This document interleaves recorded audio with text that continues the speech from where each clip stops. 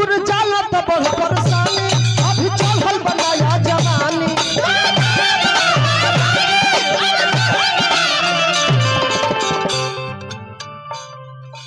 बलिंदर राम जी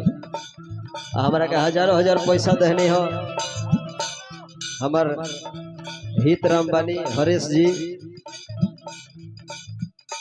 इनको जा आशीर्वाद लो चाचा जी का आशीर्वाद लो लेकिन नियम हो साउंड वाला भाई के भी देवे के चाहे साउंड वाला के बारे में कुछ बता दे कुछ बता दे लास्ट में बता दे एगो बहुत नियम में हम जानत नहीं बताए देखिए हो लड़का पुरस्कार में अगल बनिया लड़का पुरस्कार में